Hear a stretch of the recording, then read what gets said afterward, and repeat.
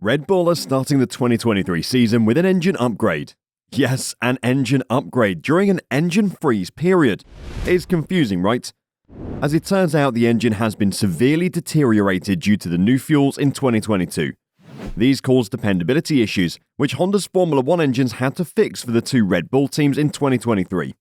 And this was only possible after the FIA gave Red Bull and Honda the green light to make these changes, as they were focused on increasing reliability and not performance. So after re-establishing itself as a race winner with Red Bull, Honda took a giant stride forward with its 2021 engine in the final full-scale development program, before finally exiting Formula One at the end of that season. It was the culmination of an intensive development effort that Honda had planned for 2022, but had accelerated due to its impending withdrawal, and it revolved around huge modifications to the internal combustion engine that Honda said was a near miracle. The upgrades helped Max Verstappen win the Drivers' Championship in 2021, and Red Bull win both titles in 2022, and that engine will be utilized during the engine freeze era until the end of 2025. Other revisions for 2022, however, were in line with the move to a 10% ethanol fuel blend, which Honda has now acknowledged caused some previously undiscovered reliability difficulties, which will now be fixed for the 2023 season, meaning a minor upgrade for the RB19. Tetsushi Kakuda, Honda chief engineer and F1 project leader, confessed that Honda's dependability was severely compromised last year because the changes required to handle the new fuel resulted in a large increase in the engine's internal load. "We made every effort to recover the performance lost due to the E10 fuel," Kakuda said. But as a result, the internal load to the engine increased significantly compared to the previous years, and the reliability was severely compromised. As a result, several problems surfaced during the 2022 season. Last year, the Honda's dependability was excellent in terms of race finishes, but Kakuda insists there were issues that needed to be addressed. While this will not result in a Ferrari-esque upgrade that enables the engine to run with greater power, but it will aid with some marginal performance benefits, particularly when combined with certain software improvements. Improving the reliability is not going to help improve the other power of the power unit itself, said Kakuda. But also by regulation, there's only a certain type of development we can do with a power improvement.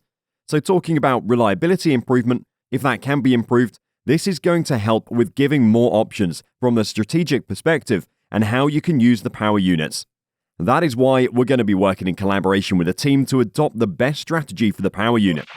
Honda took a big stride last year in understanding the software side of the engine, namely the control of the V6 and energy management, according to Kakuda, and even went so far as to declare that this resulted in a clear advantage in its control of the MGU-K.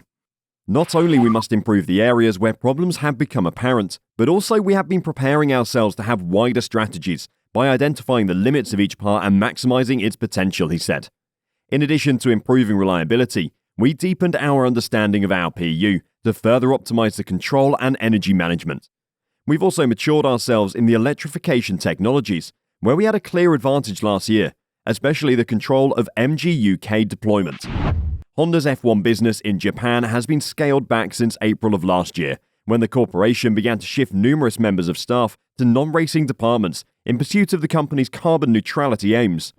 It has essentially retained enough employees in F1 to construct the engines, provide real-time assistance from mission control on race weekends, and handle with any reliability issues with the current power unit throughout the engine freeze period. Fortunately, we did not have any critical problems with the PU during the season, and the remaining team members were able to deal with problems that we encountered, said Kakuda. He added, "We have continued to work with our suppliers to improve the precision of parts in terms of manufacturing, quality inspection, governance, as well as the precision power unit assembly. HRC Sakura has been making an all-out effort for this coming season. We believe we are fully prepared for the pre-season tests starting this week." So it looks like Red Bull will have a better engine this year, not necessarily in terms of outright pace, but more in terms of strategy. This could help the team set up the RB19 in a way it can achieve maximum performance during race weekends.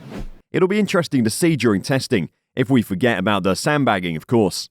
But this wasn't the only update for Honda. As we all know, Honda will leave F1 for real this time at the end of 2025. Or is this yet another smokescreen? As Honda has registered for the 2026 F1 engine rules. As things are standing now, Honda claims it has received communication from multiple teams since registering for the 2026 Formula One engine rules. Honda officially exited Formula One at the end of 2021, but a scaled-down team in Japan continues to assemble and provide engines for Red Bull Racing and AlphaTauri. Honda has also begun to reconsider its decision to leave and registered its intent in the next engine regulation cycle with the FIA at the end of last year. But this is not a formal commitment and only indicates that the manufacturers are in ongoing conversations. Previously mentioned by several media outlets, first communication between McLaren and Honda was established during the winter, boosting the chance of a surprising reconciliation between the two organizations who fell out dramatically between 2015 and 2017. Nevertheless, other teams, notably Williams, were thought to be interested, and Honda Racing Company president Koji Watanabe stated that numerous teams had approached Honda. After we made the registration, we've been contacted by multiple Formula One teams, said Watanabe in a press briefing. For the time being, we'd like to keep a close eye on where Formula One is going and just see how things go. For now, we don't have any concrete decisions on whether or not we will be going back to joining Formula One. But from the perspective of technical development, we think that being part of Formula One is going to help us with technological development, so that's where we're at. Honda left Formula One to focus its energies on carbon neutrality programs to help an automobile industry that had lagged behind competitors. Yet, F1's 2026 standards look to be consistent with Honda's goal, since hybrids will operate on 100% sustainable and synthetic fuels, and energy recovery systems will have a large increase in electrical power output. Formula One is greatly shifting towards electrification, said Watanabe. Carbon neutrality is our corporate-wide target at Honda, so we think that Formula One's future direction is in line with our target. That is why we have decided to register as a manufacturer of a power unit. We are curious about where Formula One is going, being the top racing category, and how is that going to look with more electrification happening. We would like to keep a very close eye on that. One of the worries about a prospective Honda 2026 project is that a choice must be taken quickly in order for Honda to be sufficiently prepared. As part of the 2022 to 2025 arrangement, Honda's F1 business in Japan has been scaled down, with many engineers shifting to zero-emissions projects and some aspects of the corporation moving to Red Bull powertrains, including the battery assembly plant Honda had in the UK. When asked if Honda would need to add resources, Tetsushi Kikuda, Honda's chief engineer and F1 project head, hinted that Sakura is only prepared to manage the demands of the existing Red Bull arrangement. We have shifted resources, but in order to operate the power units for Red Bull, we do have the necessary manpower in Sakura, he said. But the assumption now is that we don't have to do any new development every year. So if there is any technical development, the current team is going to handle it. Honda intends to begin supplying engines to another F1 team in 2026, but nothing has been finalized. Until then, the Japanese firm will concrete only on achieving positive outcomes with Red Bull. Honda and Red Bull until 2025 will continue to have trust and a great partnership, and we aim to win the championship until 2025, said HRC President Koji Watanabe. After 2026 and onward, Red Bull will partner with Ford, and we are not in a position to say anything about that. But in other racing series, we have the partnership with Red Bull, so we continue to work together, Watanabe said. What do you think? Will Honda be on the grid in 2026 with a new team?